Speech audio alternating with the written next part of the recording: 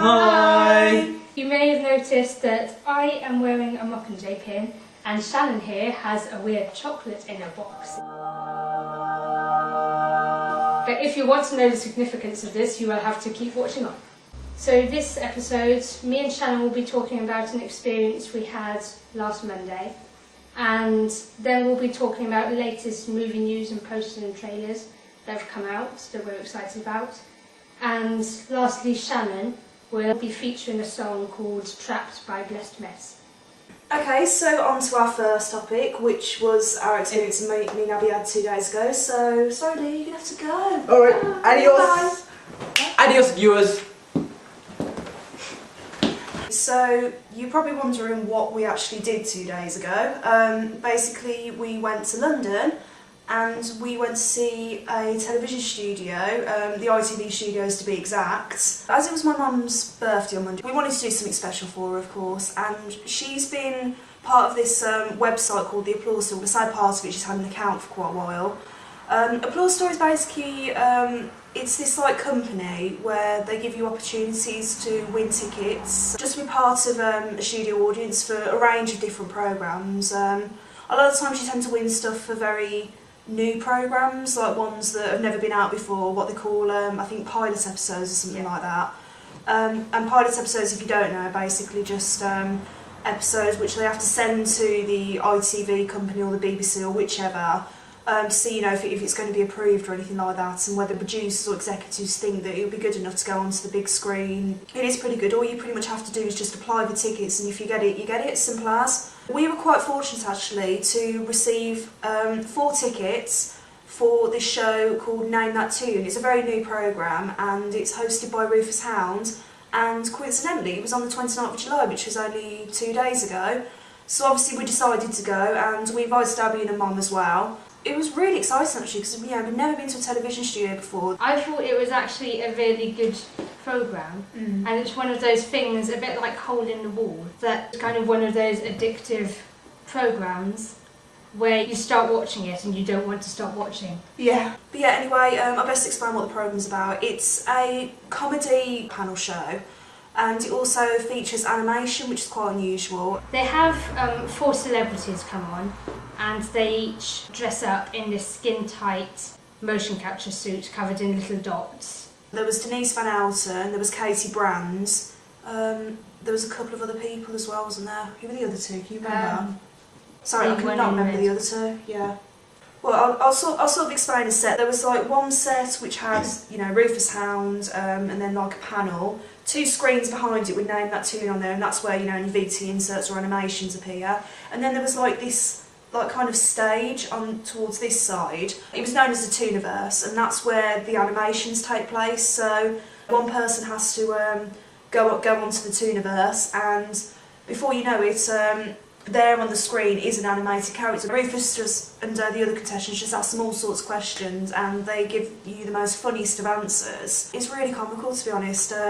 Yeah, there was Simon Cowell, there was the Queen, there was Prince William. God, Prince William was funny. In the first round, it's almost like a stand-up comedy act. Yeah. They have to just say random stuff in character as their cartoon character. They had to keep taking breaks, like taking intervals, you know, for the contestants and the presenters to, you know, have a drink or to switch cameras to different positions and everything.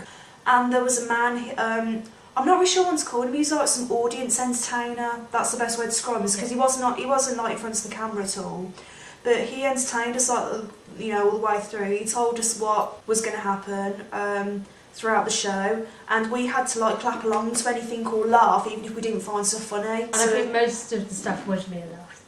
Yeah, I've got to admit, it was really funny. To be honest, there wasn't really many times when I was fake laughing, to be honest, but as the audience, we are part of the show, even though we're not necessarily seen. Our laughter is what keeps it going, what keeps the entertainment going. So it was quite interesting. I quite like the second round, to be honest. Yeah. I loved the use of animation as well. I loved the speed mating with Yeah. the French panda. Because Oh in the last round, they had a screen up between the mystery guest and the panels, and the mystery guest had to be a panda and put on a different accent so they didn't know it was him. Yeah. Then they asked him questions, and there were 3 stools in the middle. The panda sat on one, and the 2 people in the panel sat on the other 2. Yeah. And they asked him questions about himself, but he was looking like a panda. And he had to answer them, and after a number of questions they had to guess who it was. And in the end, Katie guessed that it was someone from Made in Chelsea. Which was the right programme. Yeah, and then he came up and revealed himself, and it was... I think his name was Spencer or something like that. Yeah. Yeah, it was something like that. I don't really know Made in Chelsea very well, but obviously they're going to have celebrities that some people know, some people don't. It's one of those programmes that they have different celebrities on every week, like for a different range of people. But I found it funny even though I didn't know them. Yeah. Because they were so funny.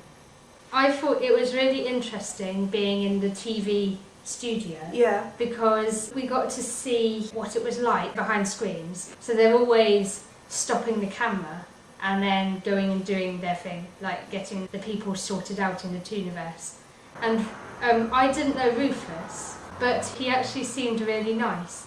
And I liked him because, strangely enough, he seemed almost like a beacon of calmness in the middle of Yeah. the studio. And then he went up and chatted to the audience, and they did an impromptu Ask Rufus, with people asking him questions.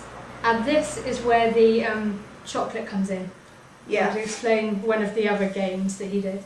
Okay, the chocolate I showed to you in the beginning, yeah, basically Rufus kind of played a game, like another game with us, because he had a box of celebrations, and I think someone shouted in the audience like, oh, give us one, you know, that kind of thing. But then eventually he decided to play a game with us where if you guessed the right specific chocolate that he had in his hands, like whether it was a Mars bar or a Snickers, etc, etc, Yeah. then you got the chocolate. My mum was first to guess. There were people just shouting out random chocolates, and then Shannon's mum was just screaming, Snickers, Snickers! It's her favourite chocolate, so she's and going to then say someone behind her, Rufus thought she said it, and then Shannon's mum was like, no, I said Snickers. And it's like, no way, it's I said it. And Yeah, then gave it, and she made it very clear to everyone that it was her birthday. She did, yeah, and then And he was like, happy birthday and everything. yeah, Rufus hadn't even said happy birthday to us, yeah. But funny enough, I was actually the second one to guess it because I didn't quite have the guts to like, you know, shout out at first. But then I thought, oh, what the hell? I'll just guess a random chocolate. So Mars bar. I just said Mars bar, and it turns out I got it right. So yeah, so he gave me a Mars bar, and I was like, oh my god, Rufus Hound, touch this. Because unlike Abby, I have been quite a bit of a fan of Rufus Hound for quite a long time. Well, I've only known of him for a couple of years because I went on holiday to Blackpool. And his programme called Celebrity Juice happens one. It's mainly hosted by Keith Lemon, but he's one of the co-presenters. I have to warn you about this programme. There's only certain things we can say about it because it was a bit of explicit content. It was only the humour of it was the humour of the programme, yeah. Yeah. But that's kind of Rufus Hound's style in a way. That's kind of his. So strangely, it wasn't Rufus who was doing most of the jokes. He kind of like it was actually. The contestants, while they were doing their stand-up routine. Yeah. And also there was the person who was entertaining the audience. Yeah. But it seems my mum didn't like his really crude sense of humour. Oh, didn't she? Because we were wondering why we'd been asked to prove that we were 18 before going in. Yeah. And we knew there'd probably be some kind of humour. Mm. And she loves Stephen Fry and people like that. Yeah. And we were saying Stephen Fry and Graham Norton do some crude jokes sometimes, but they're kind of teetering on the edge of acceptability because they themselves are so delightful, and they just occasionally do this slightly rude humour, but they're not that bad. Yeah. And then afterwards she revealed that she thought some of the jokes that the man who was entertaining the audience did were just unnecessary. And really crude. I think some people have different sense of humours really, because whereas my mum, for instance, she's a massive fan of Celebrity Juice, and put it this way, you think that guy who was entertaining us is inappropriate, you haven't seen Celebrity Juice, trust me. It's not really what you see, it's just more the humour really, but it's quite bad. So for me, and probably for my mum as well, that was kind of mild compared to what we've watched in the past. I've different definitely people seen watch that different kind of things. thing. Yeah. There's a lot of comedians who do crude jokes, but then they're also perfectly capable of being funny without that. Like when they're on show. McIntyre's another one who's like teetering on the edge, as you say. Yeah. So when like they can go and turn up on a children's programme Yeah. and be perfectly funny but not crude. It's quite interesting really the way people can just swap and change different programmes. Yeah. And also I've never really seen Rufus Hound as the main host of a programme Yeah. before. Have you? I thought he was really good as the main Yeah, host. he was He brilliant. just got right into it, even though he did occasionally slip up. Yeah. And he'd be talking and then he'd suddenly go, oh, should we do that again? I didn't do my joke. Or something. I kind of guess that, you know, we were going to be going things over, like, sort of like at least like once, twice, like 3 times, that kind of thing. I was wondering, like, is it going to be a little bit tedious after a while, having to like clap and laugh at the same things again and again? But the thing is, like, even though I thought it was going to get a bit annoying having to do fake laughter again and again, it was never fake. Even though we're doing stuff again and again, I still kept finding it funny, Yeah. repeatedly finding it funny. I've never had that. Yeah. And I think that's really good because, I mean, fake laughter would have been fine, but the fact that we were all genuinely laughing is good. And he said that we were a really good audience, but it was them that were good because they were just so entertaining, even though stuff was being repeated. I quite liked the set, how it was all set out as well. The name of the programme, it was all set in, you know, bright colours, I really liked stuff the that logo. really stood out. After our 45 minutes of waiting outside, we sat in the studio for quite a while and there was nothing to do but stare at the set. I really ended up wondrous. analysing the logo quite a bit, but I thought it was a really good logo, like interesting. You'd see who it was aimed at, like young people. There were old people there as well. Yeah, that's the thing. Such a big range of an audience, weren't they?